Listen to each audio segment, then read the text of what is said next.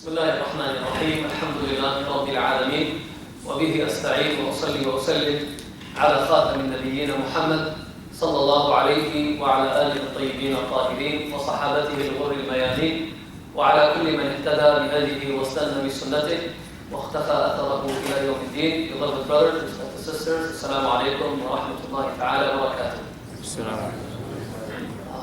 It's an honor to be here, my brothers and sisters, and I thank you for this invitation, and I thank our dear Shaykh Abdullah Wahid, for this invitation. As our brother mentioned, the topic is lessons from history. And of course, when a person hears this topic, he thinks that we're going to address every great incident that took place in history, and of course, this could never be said in one lecture or even 10, 20 lectures. But inshallah, I'm going to begin with the ayah in the Quran where Allah subhanahu wa ta'ala says, لَقَدْ كَانَ فِي قَصَصِهِمْ عِبْرَةً, that in their stories are lessons. In their stories are lessons. And it is very important for a person that is looking to succeed as a Muslim to understand the stories in the Quran and to understand history. To understand history. You know, brothers and sisters, in the Quran, more than 1/3 of the Quran is stories. And this does not mean that this is a story book or Allah subhanahu wa ta'ala is trying to make you, trying to bring some, comfortness when we sit in our gatherings drinking coffee or tea and we speak about Noah and we speak about Musa. It's much more than that. There are lessons that we must contemplate when reading. We must understand them. We must take the lessons from those stories. And based on those stories, brothers and sisters, we build this individual to become a strong Muslim. You have the story of Musa alayhi salatu wasalam. You have the story of Nuh alayhi salatu wasalam. You have the story of Hud. You have the story of Salih alayhi salatu wasalam. The story of Sulaiman. The story of Dawood alayhi salatu wasalam. You have a chapter in the Quran that is called Surah Al-Qasas, the chapter of stories. And Allah mentions the stories of different prophets in this surah. You have the story of Yusuf alayhi salatu wassalam. And Allah mentions his whole story in Surah Yusuf. And Allah calls that surah Ahsan al-Qasas, the best of stories.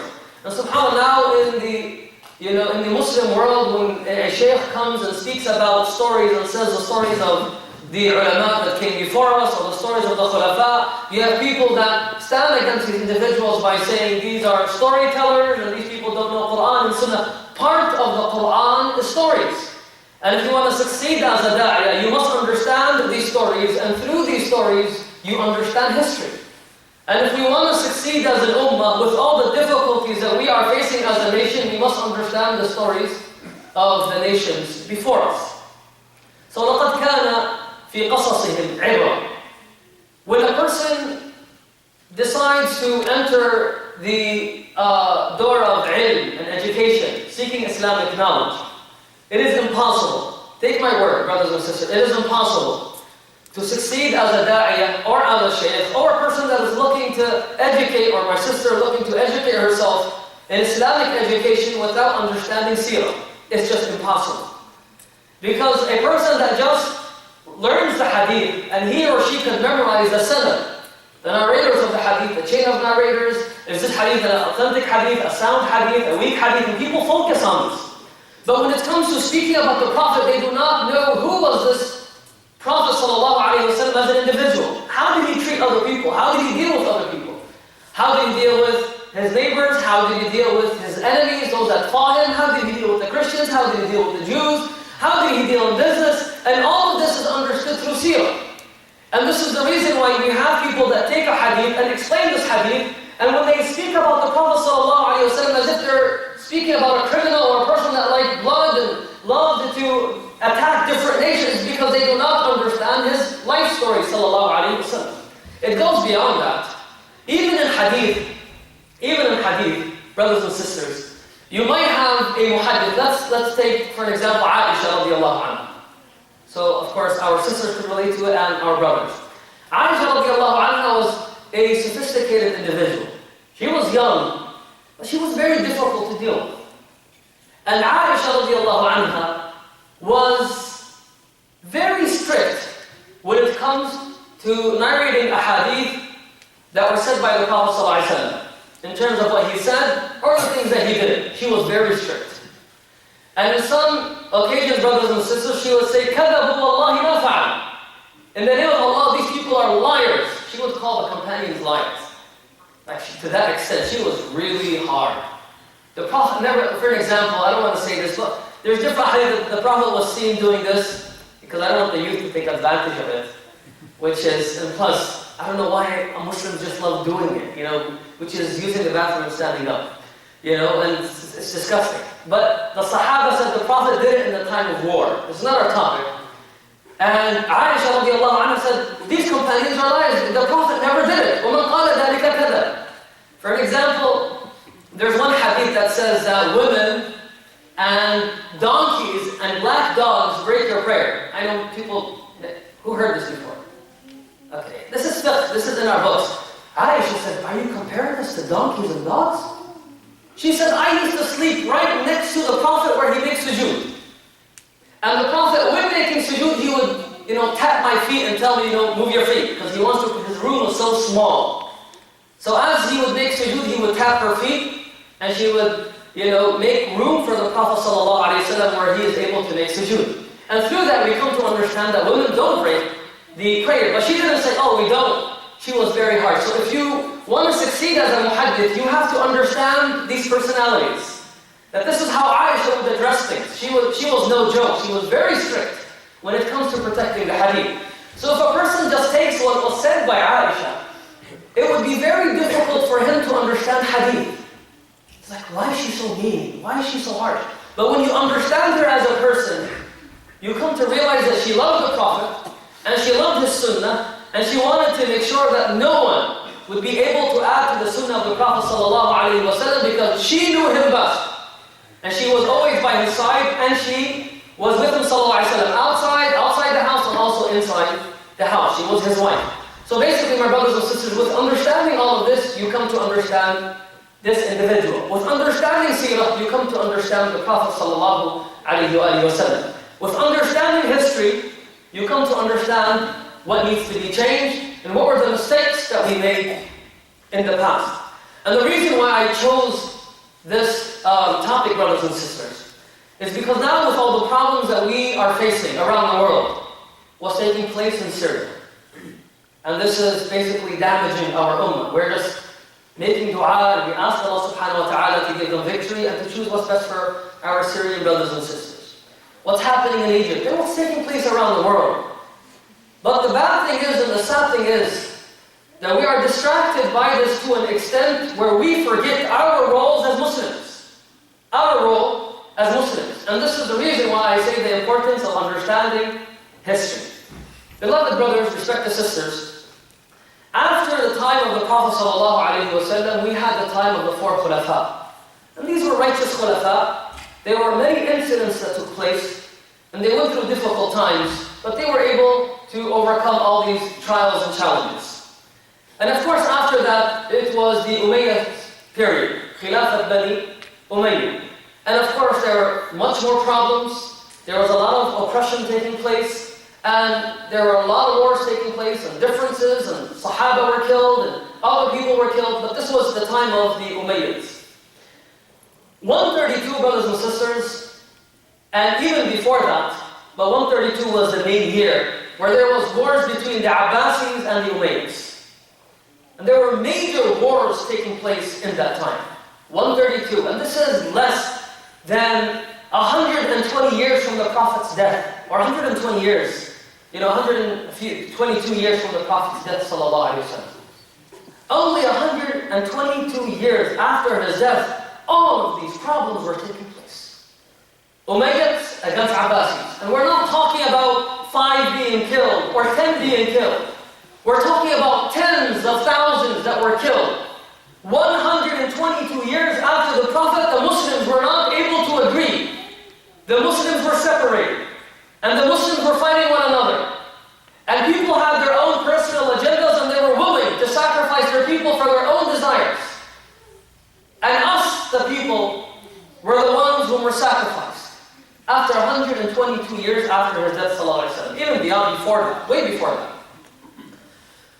But the lesson that we learned from this that with all the wars that took place, our ummah was always able to bring forth a great group of scholars, was able to provide this ummah with ulama that will guide, scholars, knowledgeable people, wise individuals who were able to lead this ummah, who were able to lead the schools, to lead the masajid. And through this leadership, brothers and sisters, we find all this change, all the change that took place through the teachings of our scholars. So 132, let me just stop on this here, 132. Because sometimes when we think that, when there's, differences and problems in the political field, we have no role as Muslims. What can I do as a young Muslim in Flint? What can I do if my brothers and sisters are being... By the way, this is how Shaitan plays his game.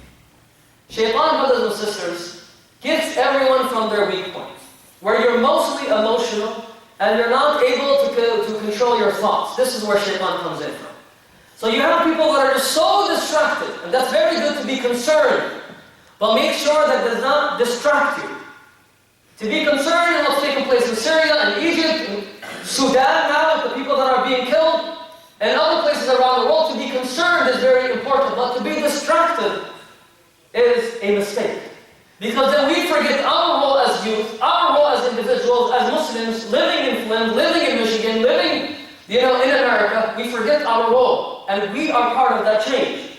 In 132 Hijriya, brothers and sisters, this ummah was able to produce great ulama, not only greatest ulama that existed. Do you know Al-Imam Ja'far al-Sadiq, Imam al-Fuqaha, Imam Ja'far al-Sadiq? Who knows Imam Ja'far al-Sadiq? Just one, two, sisters, brothers? Ja'far al-Sadiq. You're not a Shi'i if you know Ja'far al-Sadiq. He's the Imam of Sunnah and Shia, by the way. Imam Ja'far al-Sadiq was Imam al-Fuqaha. Sadly, the Umayyads made sure that he doesn't become famous, because he was part of the household of the Prophet ﷺ. But Ja'far al-Sadiq, he was the one that taught Abu Hanifa. He was Abu Hanifa's teacher. And we all know, many of us know Abu Hanifa. Ja'far al-Sadiq was 53 years old. Ja'far al-Sadiq was 53 years old. 132 Hijriya, where all these wars were taking place, this ummah was able to produce a person like Ja'far al-Sadiq. Not only that, it was also able to produce Abu Hanifa al-Nu'man. Abu Hanifa was 52 years old. These were old people, 50, sorry brothers, not only 52 is old, don't get mad, but, they lived through the years of problems, and they were able to succeed. Ja'far al-Sadiq was 53, Abu Hanifa was 52. You have Imam Malik, we know Imam Malik, Malik ibn Anas, Malik, al-Madhab al-Maliki. He was 39. 39. Al-Layth ibn Sa'd, one of the greatest ulama, he was 38. You have al-Muqaffa'. Al-Muqaffa' was one of the best individuals that spoke the Arabic language. He was a poet, he was a scholar in the Arabic language. He was 27. So with all these problems, our ummah was able to produce. We never stopped. We never stopped. And incidents like this shouldn't hold us back as an ummah. We produce, and we continue to work to improve our ummah, to improve the situation, the condition of our ummah. And unless we don't understand that as individuals, as youth, that I have a role to play as a Muslim. And just depending on the leadership, by the way, from after the Prophet's khulafa, our ummah never, for a person that read history, and you can read any history book, never depended on its leaders. Never. Our leaders always failed us, brothers and sisters. Those that are in charge of the political field, those that led the ummah, always failed our ummah. Besides maybe 2 people, 3 people. You can't, as they say in Sharia, you can't consider 3 as a study order. It's just 3 individuals out of hundreds. Not one was a person, maybe a few as I said, but most of them were not a sign of success or did not help their ummah to see success or to see victory. They always gave up their nations. But knowing all of this, we continue to produce. We continue to give society. We were able to provide people with guidance in all majors, not only And we continue to give till today. And unless we don't wake up and realize the importance of our role as Muslims, we will not succeed. You know, today, brothers and sisters, the best thing to do, and this is the easiest thing to do, and subhanAllah, sometimes the more religious you become, the more you do this, which is pointing fingers. So the times that we're living in is the best time to, point fingers, to blame people. I don't have a role as a young man. I don't have a role as a young sister. You know who's in charge? Our rulers. Our ruler. And I'm not sure, have you ever met a person that always complains? Trust me, I have met a lot. Where they have everything. They could continue talking. They could continue speaking about people, but when you ask them about themselves, they stutter. You might have a person that comes and says, man, all the problems that we're facing today, because of who? He said, because of them. He says, because of our rulers. Well, if we had rulers like Umar ibn Khattab, we will all be good Muslims. What does Umar ibn Khattab have to do with all of this? Then you ask him, okay, what else? Who else do you blame for all the problems that we're facing? He says, Wallahi, al-ulama, scholars. Al-ulama, umala. Scholars are betrayers. If the ulama just made sense, if they were just funny, if they were just, attractive in their khutbah, if they were, they would always relate in their khutbah, if they were just with us, and we blame it on the scholars, You say, okay, what else? Are they our only problem? Like, no, there's more. Who else? He says, Ya akhi, at-tujjar, businessmen, the wealthy. Tujjar, Allah tujjar. They're crooks. They don't give their money. They're not helping the poor. Allah gave them all that wealth. And there's people dying in Africa, there's people dying here and there, and they're just eating up all that wealth and enjoying the blessings of this world, and so that's it. It's like, okay, who else? It's like, how about your neighbors? These are my neighbors. And I tried so much, and I have Zionists next to me. Zionism, just my neighbors are all Zionists. I can't do nothing. I tried. They look at me with the hijab. They look at me with the thobe. It's just they don't want to talk. They don't want to change. They don't want us to sit down together. And he blames on the neighbors. Say, how about your family members? So, Wallah ya akhi, al-aqaribu aqarib. Family are scorpions. Man, you don't know my family. Man, my family are bad. They're really bad. And they're just, sometimes shaitan, they don't pray, they don't read Quran. See how shaitan comes in? And he justifies it with something good. She doesn't wear the hijab, he doesn't do this, man, that's why. I wish I could change them. I wish, but it's just they're bad people. So, okay, that's it. He's like, yeah, how's your wife? Oh my God, don't even talk about my wife. She wants this, she wants jewelry, she wants a new purse, she wants the best this. And you ask my wife, how's your husband? She says, man, he's so cheap. I can't ask him for nothing. He doesn't take me out. He doesn't take us out for vacation. You ask the father about his kids. Wallah, Shaykh, when I was young, I never looked at my father in his eyes. I always looked down.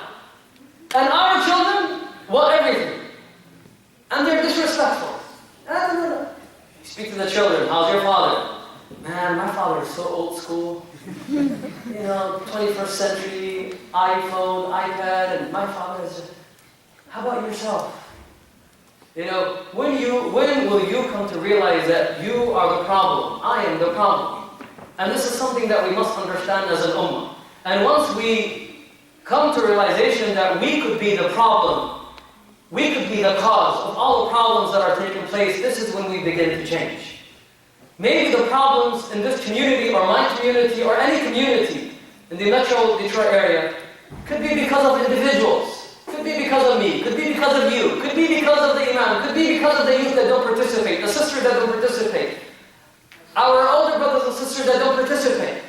But once a person realizes the importance of getting together, brothers and sisters, we could change our ummah. We could change the condition of our ummah. Let me give you a story And we learn this from history. In the 700s of Al-Hijrah, Al-Maghul, when they attacked the Muslim countries, and we know the damage they caused, At-Tatar, they entered the Muslim country, the Islamic countries, and they would strike fear into their hearts by killing Muslims and then eating their meat. And they would make sure before entering a land, Muslims would be so afraid that they would not resist and stand against this oppression. And they decided to damage and to destroy the Khilafah. And their leader, Genghis Khan, no offense to all the Khans here, he's not related to you, but Genghis Khan and his army decides to attack Baghdad. And what did Al-Mu'tasim Billah do? He was just relaxing, sleeping, giving out wealth, gold that he was receiving. Al-Mu'tasim Billah was just a normal, weak individual. In the eyes of people, he was a Khalifa, but he was worthless. But of course, he would give people what they want, and he was relaxing in Baghdad as if nothing was taking place. And the Mughals that were coming in, they were attacking Baghdad. And they came into Baghdad, brothers and sisters, and the general of the army swore in the name of his Lord that he will not leave a rock standing on a rock. لن يترك حجرا على حجر. قال سأدمر بغداد عن بكرة أبيها. He's like, I will not leave a structure, a building, a living being. I will kill every person living in Baghdad and destroy the Khilafah. He attacks Baghdad in 3 days. 3 days.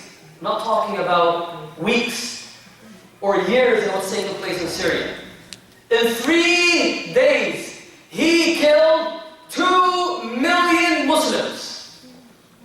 He slaughtered 2 million Muslims in 3 days. And he destroyed Baghdad. He then went to the palace of the Khalifa, and he seen the Khalifa sitting down, shivering, saying, La ilaha illallah Muhammad. La ilaha illallah. You were supposed to be there for your people. And he's saying, La ilaha illallah, and he's trying to repent. And he then tells the Khalifa, where is the gold that you have been hiding for 500 years? They were hiding gold for 500 years to keep the kingdom of Bani al-Abbas, to make sure that no one is able to succeed and take their Khilafah from them. He then takes him to a room that is filled with gold. And he says, ما أغباكم يا معشر المسلمين تجمعونها 500 عام ونأخذها منكم في لحظة أين شعوبكم التي جاعت وعطشت. SubhanAllah, a non-Muslim is teaching a Muslim a lesson. He says, you're hiding this gold for 500 years and I take it from you in a second. He's like, where are your people that are dying from hunger? They're not able to eat food or to drink water, and you're not even giving them the wealth that you have. And here I come and take it in seconds. They then roll the Mu'tasim Billah in a rug, a big rug, and they step on him until they kill him, until he died, and then they take him and they throw him in the river. And they took over Baghdad. So it just shows you how harsh these individuals were. And he also said that he will not leave Baghdad until the blood of the Muslims reach his feet while he is riding on his horse. So as he's riding on his horse, the blood of the Muslims have to touch his feet, or he would continue to kill Muslims. 2 million Muslims in 3 days. But as days pass by, brothers and sisters, 40 years of killing the Muslims, causing all this damage. The rulers themselves, and when they entered Halab, the leader of Halab ran away. When they entered Dimashq, the leader of Dimashq ran away. When they entered all these, they were all countries, by the way, they were not cities. When they entered all these pieces of land, brothers and sisters, their leaders ran away. But in 40 years, the Tatar themselves, Al-Maghul, became Muslims through the practice of the Ummatis, people like me and you, who were practicing their Islam. Islam, they were practicing Islam. And through their practice, through their akhlaq, through the change that was taking place by the Muslims, by individuals, not our rulers, because the rulers gave them up. So this is the point that I'm trying to make, that we do not depend on our rulers to see this change tomorrow, or to see a better Syria, or to see.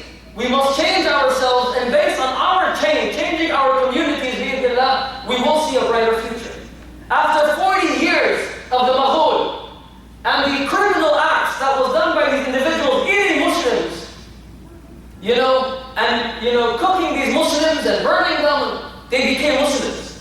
And they were the ones that opened Iran. The last Muslim rulers that ruled India were a Tatar. They became Muslims. They became Muslims. And they were the ones that defended Islam. And they were the ones that opened India. They were the ones that opened Iran. So they were the ones that were participating in all these openings. So it shows you, brothers and sisters, the people. There's a great alim.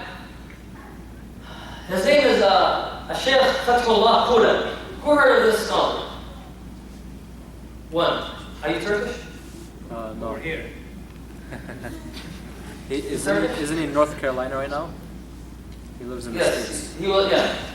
Shaykh Mohammad, he has a great book by the name of, I know for sure, نحن نبني حضارتنا. We build our civilization. When he says نحن, what does he mean? The people. This is an amazing book. And when I said we are the ones that build our civilization, this is my translation. So I don't think it's in English. I don't think they have it in English yet, do they? It's in Arabic. نحن نبني حضارتنا. And I advise my brothers and sisters to read this book. That we are the ones, the followers, the weak ones, normal individuals like us in the masajid, we are the ones that cause all this change and make a better situation or a better condition of our ummah. Through our struggle, through our sacrifice. And this is what people understood in Turkey. And this is the reason why we see all this change. They did not go up to the political field, go into political parties. No, they began with the schools, they began with the universities, and they went up. They were teaching their youth, they made sure that the youth are fully equipped with Islamic knowledge that will protect them, protect their deen, not more than that. You have people today in America that know what this sheikh said, what that sheikh said, the different ahadith, but with all the knowledge we have, we are not able to change our condition. So brothers and sisters, this is just a simple advice that make sure you understand your role as a Muslim. That you play a major role. You must understand that every young man, every young sister has a role to play as youth in the masjid. You have to know that Allah subhanahu wa ta'ala has, gave you this value, this great value. You're a ummati, you're a Muslim, you're a man or a sister that's trying to change. Make sure you participate as much as you can. Make sure you volunteer as much as you can. Make sure you provide others with services. We are the ummah of ihsan. We're not the ummah of receiving. We're not the ummah of beggars. We like people to help us. We like people to do this for us. It is time where we stand for ourselves, and we are the ones that give others, and assist others. I asked a question, and by the way, I'm not going to ask my youth because I know the answer to this question. I always ask myself this question, by the way. And every time when I'm alone, I would sit down and ask, and wallahi, and I always ask the same question. And every time I ask the same question, I come to a different answer. If Muhammad Al-Masmari was not a Muslim, if I was not a Muslim, would I become a Muslim looking at the situation of the Muslims? And it shows you how much struggle newcomers and converts go through to become Muslims. Looking at the media and what's taking place around the world, if I wasn't a Muslim, is there anything that would encourage me as a person in becoming a Muslim? How are the Muslims and what is the role that we play as youth? You go to school, you don't have to be a sheikh, you go to school, how do you present yourself? You come to the masjid, how do we present ourselves? Why do we always have problems in our masajid? Why is the masjid the place where we discover our ilm and share our feelings and everyone begins to yell? Why are we so disunited and we're so broken apart? So it shows you, brothers, that we have a role to play, and you make sure that Islam does not or the enemy do not come from your part. So make sure you protect Islam through your actions, through the a'mal, through the way you carry yourself. And this is how we understand history, that everything relies on us and us only. And through our change, we will find a great change. And I stop here.